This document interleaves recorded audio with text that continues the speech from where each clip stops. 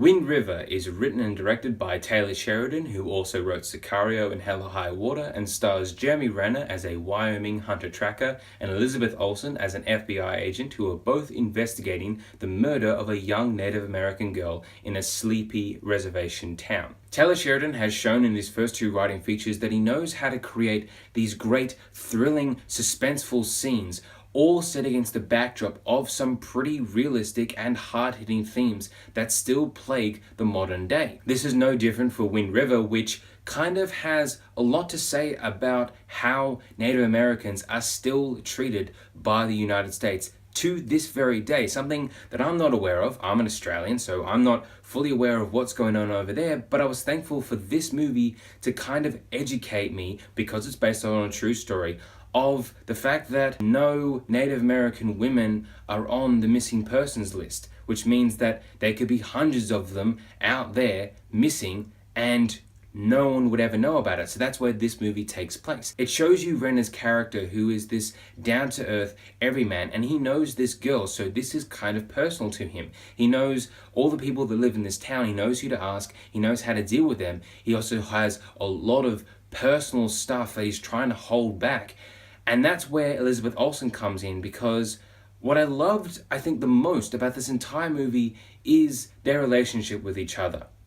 For one simple reason, they never end up together. They're just two professional co-workers who learn to become friends. Renner opens up to Olsen, and she in turn lets herself kind of relax about the situation. At first, she's very frightened about, like, oh my god, there's a murder and we have this amount of time. Like, she's trying to set it up like you would normally see for an FBI agent to come in and try and solve a murder. But the fact is that this is a small town. You just have to ask the right people and just get to the right questions. They're both played so well. I've always loved Jeremy Renner as an actor, and Elizabeth Olsen as well. She is fantastic in a movie called Martha, Marcy, May, Marlene. That's really hard to say. Try and say that 5 times faster. I love both of these actors as actors. Jeremy Renner and Elizabeth Olsen may be known as Hawkeye and Scarlet Witch from the Avengers movies, but they both have so much dedication to their craft. Jeremy Renner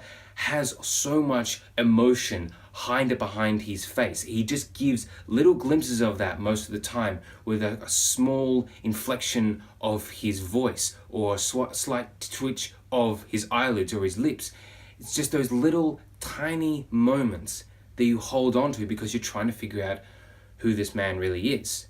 But he's just a normal sort of guy that is holding back so much pain. Olsen plays her character with such ease. In a lesser movie, she would be this very naive character and everyone's trying to save her, but she's very strong. She knows how to go about something when things get really, really intense. And this movie has some really, really intense scenes, some great shootouts, but also some great interactions between characters. What I don't think this movie did the best was some of the reactions to the girl's death. I found that her father, played by Gil Birmingham, his reaction to it was beautiful. To see this big, proud man just break down into tears, that was fantastic. But then there were some other minor characters who, when they find out about this girl who's dead in the snow, their reactions can be very melodramatic, kind of over the top, in a way that took me out of the experience and made me think, okay, that was a little weird. I also think this movie, the way that it's shot, is not the way to capture these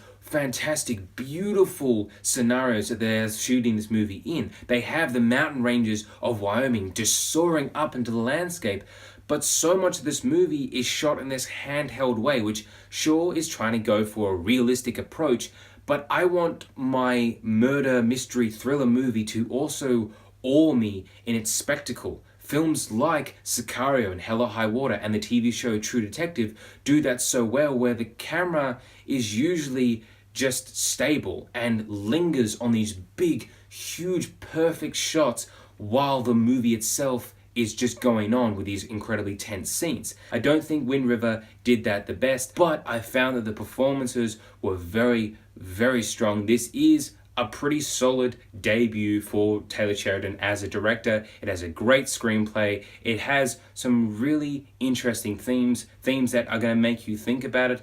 But like I said, it's not the best version of this story that I've ever seen. And I'd have to say that Wind River is worth the ticket and the DVD. So Wind River, have you seen it? Please tell me what you think about it in the comments below. There are going to be videos linked down here or one over there. For more Mr. Movies, please press my little face right there. Thanks for watching.